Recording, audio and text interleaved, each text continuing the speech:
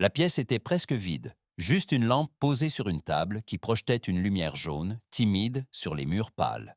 Audrey Tautou, longtemps silencieuse, fixait un point invisible devant elle, comme si un souvenir lointain venait de remonter à la surface et refusait de repartir. À 49 ans, elle s'est enfin décidée à parler de ce premier grand amour qu'elle n'a jamais pu oublier. Un amour si discret qu'il semblait n'avoir existé qu'entre deux battements de cœur. Et pourtant, c'est celui qui a façonné toute sa manière d'aimer, de fuir, de revenir, de se taire. Il y avait dans sa voix une retenue presque fragile, quelque chose qui ressemblait à une vérité qui aurait attendu trop longtemps. Une vérité qui avait fini par devenir plus lourde que le silence lui-même.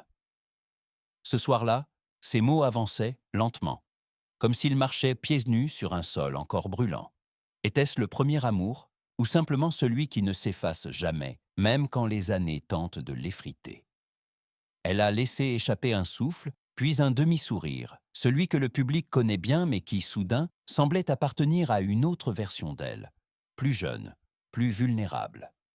Et dans cette vulnérabilité, une question flottait, suspendue au-dessus d'elle comme une lumière tremblante. Pourquoi avait-elle attendu si longtemps pour dire cela?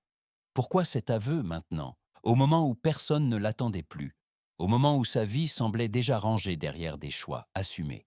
Ce qu'elle allait révéler ensuite ne concernait pas seulement un homme, mais un moment précis, un geste, une certitude née avant la célébrité. Un micro posé sur la table demeurait éteint, témoin silencieux d'une confession que personne n'aurait imaginé entendre un jour. Et c'est là que tout a basculé, sans qu'elle ne le sache encore. Avant les plateaux de cinéma, avant les affiches lumineuses, il y eut une ville tranquille, où Audrey marchait encore sans être reconnue. C'était une époque douce, presque immobile, où chaque matin avait la couleur d'un début et où l'avenir ne pesait pas encore sur ses épaules. Elle étudiait le théâtre sans vraiment croire qu'elle serait un jour actrice, mais avec cette fièvre silencieuse, propre à ceux qui n'osaient pas encore nommer leurs rêves. C'est dans cet espace fragile qu'elle le rencontra, lui, le premier regard qui la bouleversa plus profondément qu'elle ne l'admit jamais. Il n'était ni célèbre ni brillant aux yeux du monde, mais il avait ce calme rare, celui qui vous retient sans vous emprisonner. Il se voyait parfois dans un café étroit près de la gare, un endroit où l'odeur du bois humide se mêlait au bruit régulier des trains, qui partaient et revenaient comme des promesses inachevées. Audrey riait plus doucement à cette époque, et chaque geste semblait encore hésiter entre l'élan et la prudence. Dans cette hésitation, leur complicité avait trouvé sa place, légère et profonde à la fois. Un soir de printemps, la pluie glissait sur les vitres sans véritable intention, et le monde paraissait trop vaste pour deux cœurs encore neufs. Il lui offrit un ticket de cinéma, un simple morceau de papier que ses doigts gardèrent longtemps, comme si elle avait peur que le geste disparaisse en même temps que l'objet.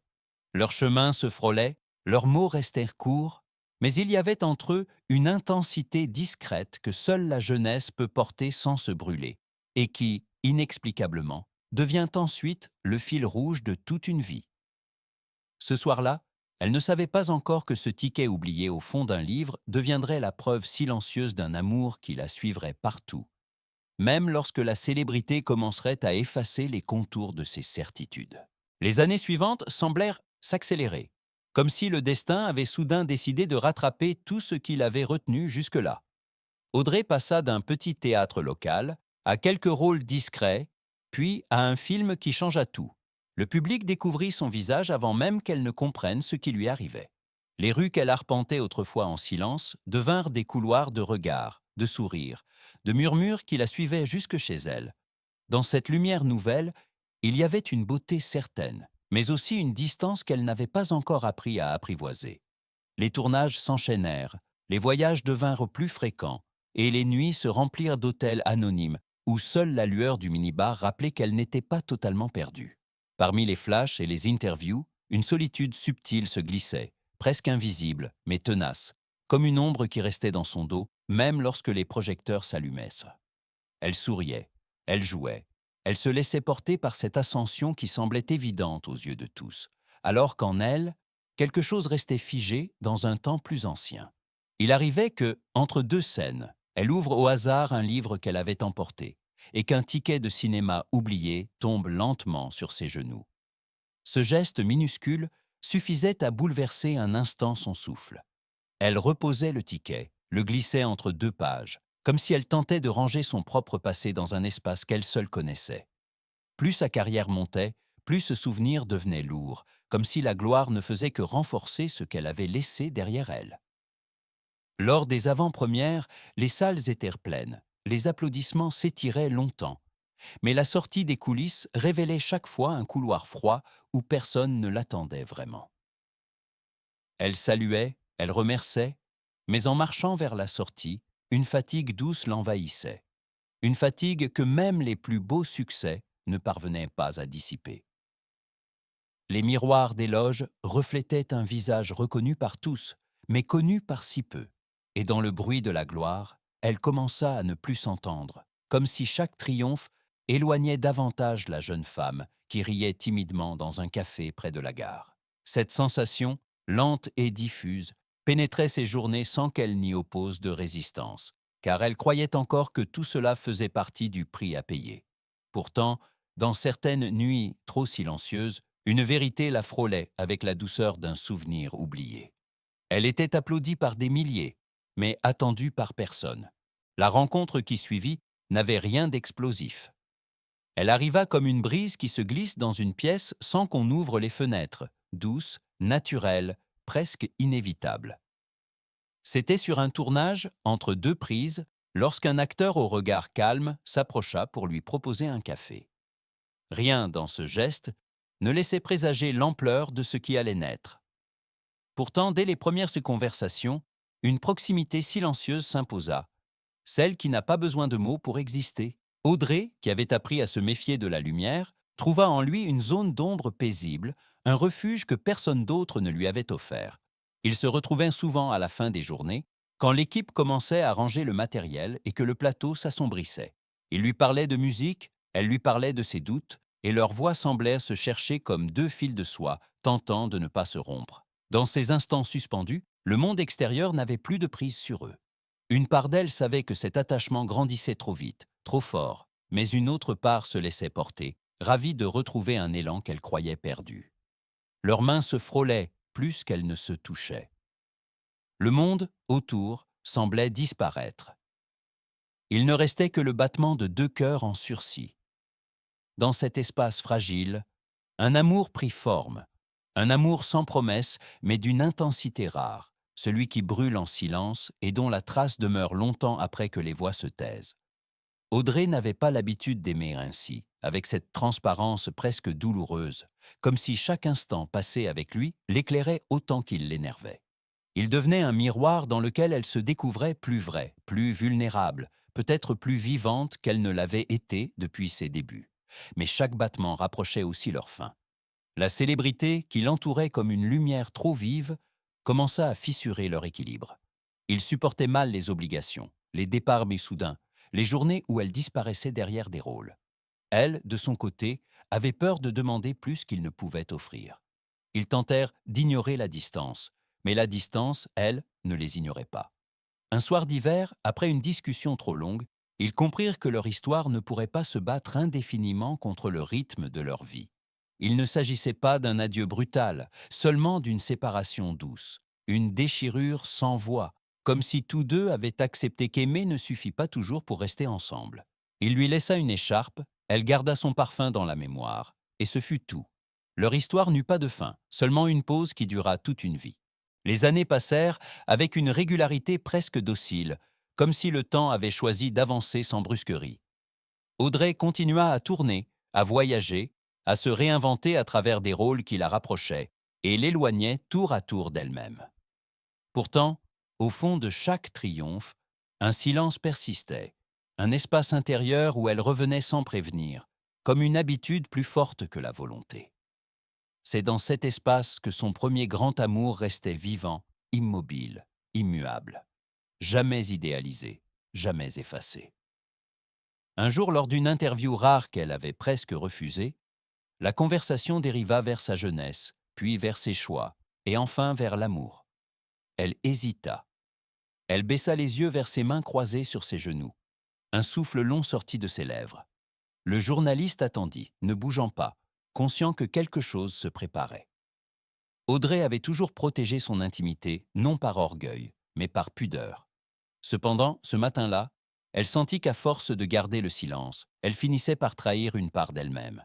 Elle murmura alors quelques mots, simples mais chargés d'un poids que seules les années savent donner. Oui, il y avait eu un amour qu'elle n'avait jamais pu oublier. Oui, il avait marqué tout ce qui avait suivi. Oui, il vivait encore en elle, sans bruit. Elle ne prononça pas son nom. Elle n'en eut pas besoin. Ce qu'elle dévoilait n'était pas un secret mondain, mais une vérité intime, façonnée par le temps et par les renoncements. Son regard semblait se perdre dans un passé qu'elle revoyait avec une lucidité nouvelle, comme si elle comprenait enfin l'empreinte de ce qu'elle avait vécu. Dans cette compréhension, il n'y avait aucune nostalgie excessive, seulement une douceur grave, presque lumineuse. Elle confia que tout ce qu'elle avait offert à ses personnages venait, d'une certaine manière, de cet amour-là. Les hésitations, les élans, les fractures discrètes, les sourires retenus. Chaque rôle était devenu une façon détournée de lui parler encore, de lui répondre, de lui dire ce qu'elle n'avait jamais su formuler autrement. Et dans cette révélation, une paix inattendue sembla traverser sa voix, comme si nommer l'absence la rendait enfin plus légère. Puis, dans un souffle à peine audible, elle ajouta une phrase qui fit basculer la pièce dans un silence dense. « Je ne l'ai jamais oublié. » Et je crois qu'il le savait. Le journaliste ne reprit pas immédiatement la parole. Une brève respiration suspendit le monde, comme un arrêt volontaire du temps. Audrey releva les yeux, apaisée, presque étonnée de l'être.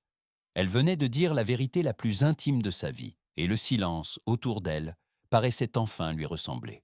Les années avancèrent encore, mais avec une douceur nouvelle, comme si la confession qu'elle avait laissée échapper avait rééquilibré quelque chose en elle. Audrey vivait désormais loin des projecteurs les plus bruyants, préférant les rôles rares, plus silencieux, ceux qui ressemblent davantage à ce que devient une âme lorsqu'elle cesse de courir. Dans les soirées tranquilles, elle retrouvait parfois ce ticket de cinéma jauni, glissé dans un livre qu'elle n'ouvrait presque jamais. Et chaque fois, le papier semblait plus fragile, comme s'il vieillissait à son rythme. Elle ne parlait plus beaucoup de l'amour qu'elle n'avait jamais su oublier, non par regret, mais parce que l'apaisement avait remplacé l'urgence. Il demeurait en elle comme une lumière tamisée, une présence sans visage qui accompagnait ses pas sans jamais les diriger. Avec le temps, elle comprit que certaines histoires n'ont pas besoin d'être vécues jusqu'au bout pour être essentielles, et que leur beauté naît justement de ce qu'elles laissent en suspens. Cette compréhension, lente et profonde, devint la trame invisible de ces dernières années. Un après-midi d'automne, alors que les feuilles recouvraient presque entièrement le jardin, elle s'assit sous un ciel pâle et reconnut que tout ce qu'elle avait été partait, d'une manière ou d'une autre, de cet amour premier. Non pas comme une encre, mais comme une source calme, intime, indémêlable. Et si aimer, c'était simplement se souvenir sans rancune, et si le silence, parfois, était la plus belle des confessions. Une brise légère fit vibrer les pages du livre posé à côté d'elle. La lumière glissa sur le ticket jauni, révélant son contour effacé. L'après-midi s'étira comme une respiration longue, presque immobile. Et quelque part, dans le silence, leur histoire continue encore.